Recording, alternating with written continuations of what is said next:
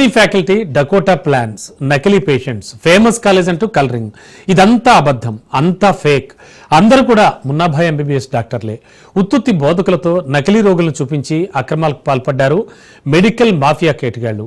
అడ్డదారులు అనుమతులు తెచ్చుకున్న వైద్య కళాశాలలపై సిబిఐ కొరడా జులిపించింది.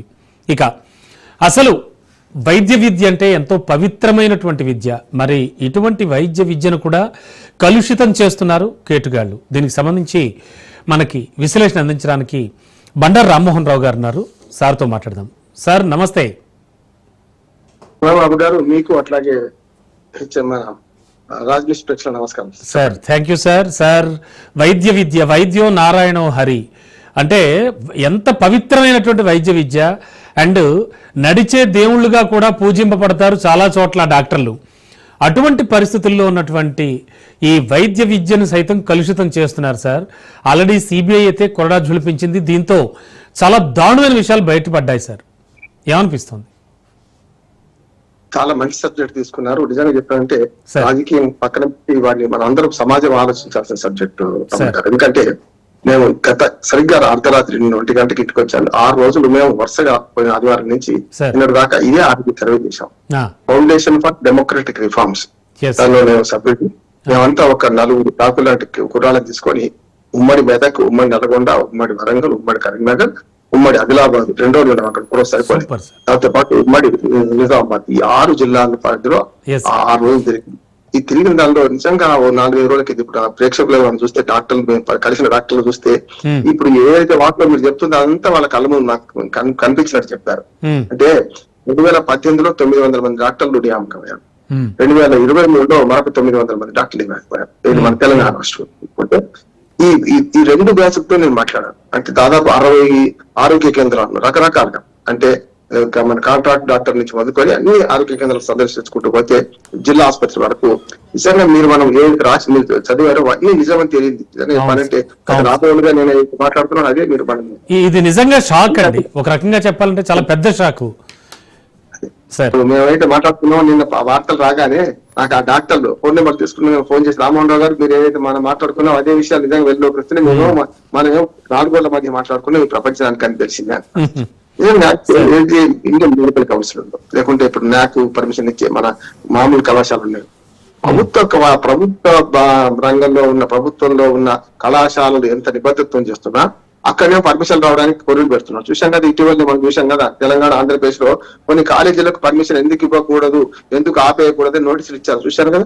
ప్రభుత్వంలో లంచాలు, ప్రభుత్వ కాలేజీలో లంచాలు ఉండవు. ₹1 దండుకుని లంచాలు ఇచ్చి ఉండేది.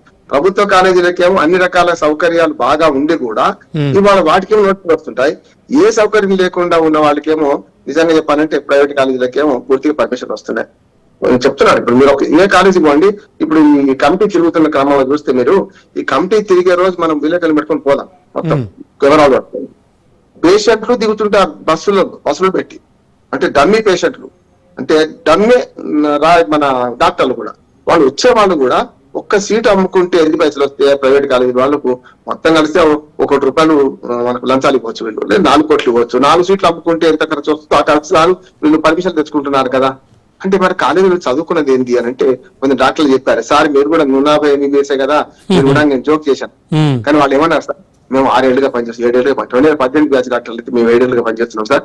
నిజంగా కాలేజీలు చదువుకుని మాకు పెద్దగా ఏం బాగా ఓన్లీ బుక్ నాలెడ్జ్ వచ్చింది, కానీ ప్రాక్టికల్స్ కూడా లేకుండే ఇక్కడికి వచ్చినాక గ్రామీణ పేదలకు వైద్యం చేస్తున్నాం కదా, ఇది మాకు అసలైన చదువు అన్నారు వాళ్ళు. నిజంగా చెప్పాలంటే వాళ్ళు మరి ఎందుకు చేరారు? 50,000 జీతానికి కాంట్రాక్ట్ అయితే 52,000 జీతం ఇవాళ ప్రభుత్వ డాక్టర్లకు, మామూలుగా రెగ్యులర్ 85,000 జీతం. ఒక సాఫ్ట్వేర్ ఇంజనీర్ 4 లక్షలు సంపాదించుకుంటుండే కదా. కానీ అందులో సౌకర్యాలు అరకొర సౌకర్యాలు ఎందుకు చేస్తున్నారంటే వాళ్ళు ఆ విధంగా చెప్పారు. ఏమంటే పీజీ సీట్ల కోసం ఇందులో చేరినాం సార్. ఇవాళ గతంలో 12 ఏళ్ల క్రితం ఎన్ని సీట్లు ఉన్నాయో దానికి 10 మెడికల్ సీట్లు పెరిగినాయి ఇవాళ. అంటే ప్రైవేట్ కాలేజీలు పెరిగినాయి. ఇప్పుడు తెలంగాణలో అయితే మామూలుగా ఆల్మోస్ట్ జిల్లాకు మెడికల్ కాలేజ్ వచ్చేసి ఇంకా కొంచెం ఆ సంధికాలంలో ఉంది కనుక నేను ఆ సర్వే రిపోర్ట్ చెప్తున్నాను. సంధికాలంలో ఉంది కనుక ఇంకా టీచింగ్ హాస్పిటల్స్ వేరు కాకపోయినా ప్రభుత్వ రంగంలో ఉన్న మెడికల్ కాలేజీలు చాలా బ్రహ్మాండంగా పనిచేస్తున్నాయి. ఉన్నతలు ఫ్యాకల్టీ దొరికినా దొరకకపోయినా, అందుకని చూడండి మీరు 62 ఏళ్లకు పదవి విరమణ చేయాల్సిన ఫ్యాకల్టీని 65 ఏళ్లకు పెంచారు. అవసరమైతే 65 ఏళ్లకు రిటైర్మెంట్ అయిన తర్వాత వాళ్ళ సేవలను వినియోగించమని చెప్తుంది. పెద్ద కొరత ఏంటంటే మెడికల్ కాలేజీలో ఫ్యాకల్టీ కొరత. ఎందుకంటే ఆ సబ్జెక్ట్ చెప్పడానికి అవసరమైనంత మంది లేరు. అవును సార్, నిజంగా మనం నాకు కూడా కొత్తగా చాలా కథనాలు ప్రచురించాం సార్, దానికి సంబంధించి చాలా ప్రసారం చేశాం. అవును, ఎస్ సార్. నేను అంటే 6 జిల్లాలు దాదాపు 50 ఆసుపత్రులు సందర్శించాను సార్. అన్ని జిల్లా ఆసుపత్రులు ఉన్నాయి, అన్ని టీచింగ్ హాస్పిటల్ సందర్శించి కింది సబ్ సెంటర్ నుంచి మొదలుకొని పై దాకా అందరూ డాక్టర్లే కదా ఉండేది. అందరూ సబ్ సెంటర్ ను పల్లె మన దవాఖాన తప్ప మిగతా అంతా కూడా మెడికల్ డాక్టర్లే ఉంటున్నారు కదా. అవును. వాళ్ళందరూ చెప్పింది వాళ్ళు మనం మాట్లాడుకునే విషయం చెప్పారు. వాళ్ళు మాకు అక్కడ చదువు రాలేదు, కేవలం డిగ్రీలు పట్టుకొని బయటకు వచ్చాము. ఈ డిగ్రీలతో బయటకు వచ్చిన వాళ్ళం ఏంటంటే 2 సార్లు రిక్రూట్మెంట్ జరగడం వల్ల తెలంగాణలో 2 సార్లు మేము అపాయింట్మెంట్ కాగలను ఏదో ఒక రకంగా. అంతా యువ డాక్టర్లు రమణ బాబు గారు నేను చూస్తుంటే అవును అంతా 30 ఏళ్ళ లోపు ఉన్నారు. మొన్న 2023 బ్యాచ్ అయితే వాళ్ళు ఏమంటున్నారంటే మేము అసలు విద్యకు నేర్చుకుంటున్నాం. దానికి కారణం ఏంటంటే ఇక్కడ 2 ఏళ్ళు మనకు గ్రామీణ వైద్యంలో మనం ప్రభుత్వంలో పనిచేస్తే పీజీ సీట్లలో మనకు అవకాశం వస్తుంది అని.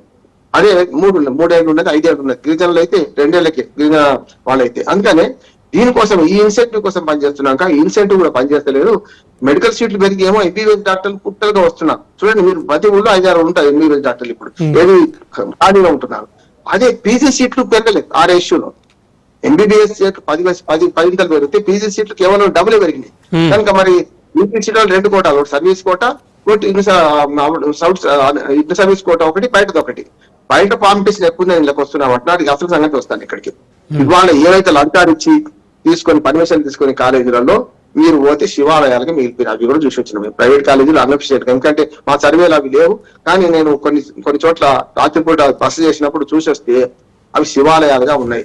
200 పడకల ఆసుపత్రి అంటున్నారు, ఒక్క పేషెంట్ ఉన్నాడు. మీకు హైదరాబాద్ దగ్గర పేరు చెప్తే బాగుండదు కనుక చెప్తలేను. కనుక మన టీవీ ఛానల్ వాళ్ళు కేసు వేసినా ఇస్తారు మీ మీద నా మీద. కనుక ఏంటంటే ఆ కాలేజీలలో సార్ ఎందుకంటే వాళ్ళు ధనవంతులు, బాగా పలుపడిన వాళ్ళు, పోలీసులు మేనేజ్ చేయగలిగిన వాళ్ళు. నేనేమంటున్నా అంటే వాళ్ళు ఏ పేషెంట్ ఒక్కరు ఉండరండి. కాకపోతే మనలాంటి స్వచ్ఛత సంస్థలు ఎవరైనా మనకు పెడితే వాళ్ళ ద్వారా పేషెంట్లు తీసుకొని ఉచితంగా ట్రీట్మెంట్ ఇస్తామని నటిస్తూ వాళ్ళని పేషెంట్లుగా మార్చుకొని ఒక్కొక్కరు కౌన్సిలింగ్ చేసుకుంటూ 500 రూపాయల కూలి, మధ్యాహ్నం భోజనము, రాత్రి బిర్యానీ ఇవి ఇచ్చుకుంటూ ఒక్క పేషెంట్ కి 1000 రూపాయలు ఖర్చు పెట్టుకొని 1 గంట సేపు నాటకం చేస్తారు. అంటే సార్, అంటే పైకి ఇచ్చే ప్రకటనలు కానీ పైకి చెప్పే కబుర్లు కానీ ఇవన్నీ ఉత్తిత్వే, లోపల మాత్రం అంతా. కొన్ని కళాశాలని అవమానించదు. నేను చెప్తాను రంగారాయ మెడికల్ కళాశాల కాకినాడ దానికి అతి తప్పదు వీటన్నిటి దానిలో నేను చాలాసార్లు పోయిస్తాను. అంటే పోయొచ్చిన అనే సమస్యలు కొన్ని ప్రిస్టేజియస్ కాలేజీలు ప్రైవేట్ ఉన్నాయి. అందుకని నేను బ్లాంకెట్ స్టేట్మెంట్ ఇవ్వను. అన్ని ప్రైవేట్ కాలేజీలు పనిచేస్తున్నాయి.